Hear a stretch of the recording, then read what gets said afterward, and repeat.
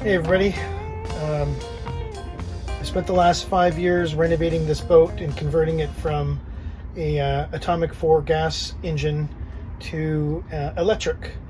And I created this book to collect and put all of my trials and errors and things that I've learned through the School of Hard Knocks into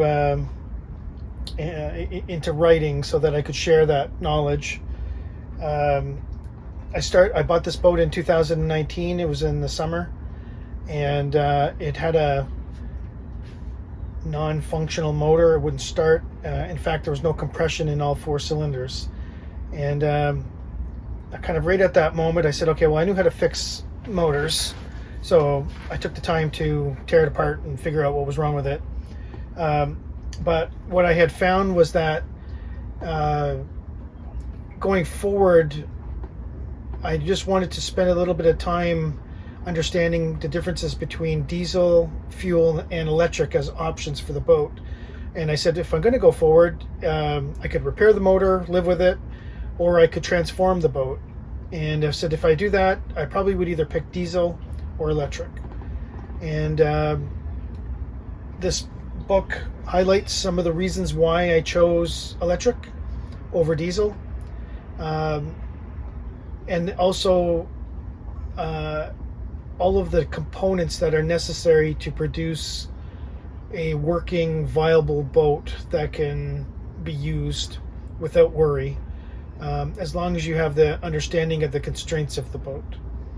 There are many boats with no motors, but there's not that many liveaboard boats with no motors. Most larger size boats with cabins and things need a motor, especially to get in and out of a slip. It's a little bit awkward to sail into a slip every time. But that's primarily what I use the motor for. So I would say converting your boat maybe isn't for everybody, converting from combustion to electric. But it's certainly suitable for many, and it's certainly a viable option. And I've learned how to produce a system architecture that allows me to get further than the default range of just a set of batteries can hold. So there's a lot of interesting components to it. There's the power, there's the charging, the solar components to get solar charging, there's shore power charging systems, and then most importantly is the electric motor itself, and why you might want a DC motor versus an AC motor.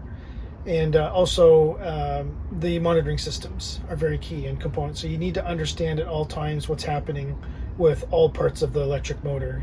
You can't leave that to chance, because like running out of gas, you can run out of power, but you can also overheat the motor.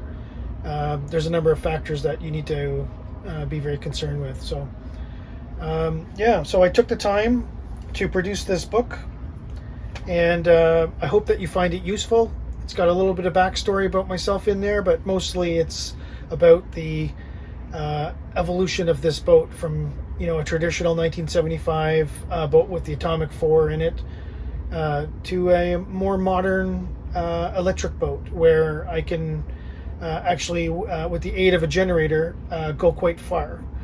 So my intentions were not to try to make something that was solely electric and not have any fossil fuels, but more of a, cut down on my greenhouse emissions, self-sustainability, and, if you need the generator and the combustion fuels, well, then you have it.